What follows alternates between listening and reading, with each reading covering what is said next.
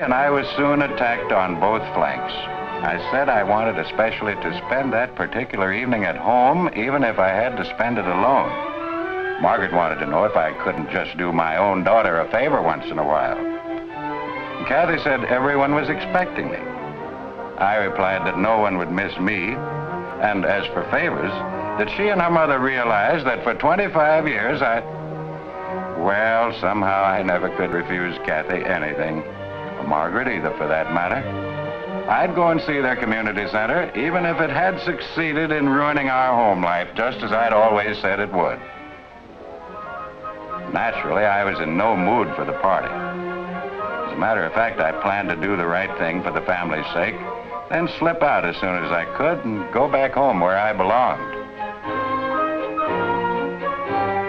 I signed the guest book to prove that at least I'd seen the place. Then I really took a look.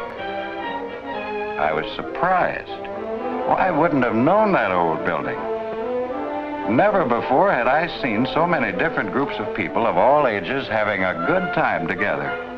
Seacliff certainly had a new kind of social hall. I was also surprised at the royal reception we got. And pretty soon, the cheerful atmosphere made me forget about going home early. I began thinking about the way Margaret and her committee, the young people, and everyone else had been working together. They'd always had faith in the project. And I wondered if maybe I'd been on the wrong track. Bert suddenly seemed to think he should show me around the rest of the building. He told me that what I saw was only the beginning. Everyone had big plans for the future, and everyone's interests were being taken care of in one way or another. The upper floor was being divided into several rooms. A hobby workshop equipped for woodworking and leathercraft, a music room, an art studio, and a couple of rooms for lectures, motion pictures, adult education classes, and other meetings. A small fee would be collected for the use of the rooms, and the proceeds, together with the town recreation fund, would pay for upkeep, and also for a salaried recreation director who'd be hired to run the building. I began to see that all the different activities would give people something they couldn't get at home. Suddenly, Bert's wife called us downstairs. I was thinking how narrow-minded I'd been about the community center, and that maybe I'd feel better about everything if I did something to help it along. I'd been acting pretty selfish for too long.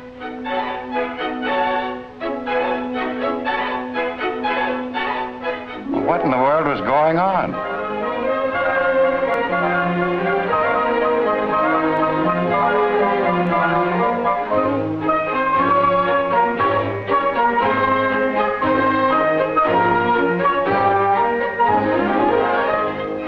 The mayor showed me the answer, right on the cake.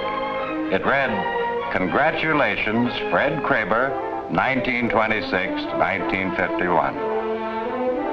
They'd all remembered my anniversary at the drugstore, and the mayor said they thought it fitting to honor my past service to Seacliff at a time when the whole town had come together for the future. I thanked them and said they were doing a far greater service through their new community center, and I wanted to join them. The mayor suggested that I might help Doc Hendricks run the center's health education program, and I said I certainly would. I'll never forget that evening, and not just because they remembered me. Maybe my feet were a little heavy, but I felt real lighthearted inside. For one thing, Margaret was happy that I'd offered to take part in something she'd always believed in. And more important, I really began to believe in the future of our town. All of us were closer together now.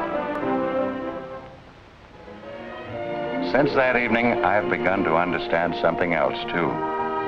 Our own family has come closer together. Our life at home is better because we've gone out to help make our town better. We're making new friends, learning new things. We're bringing home our new experiences to share within the family.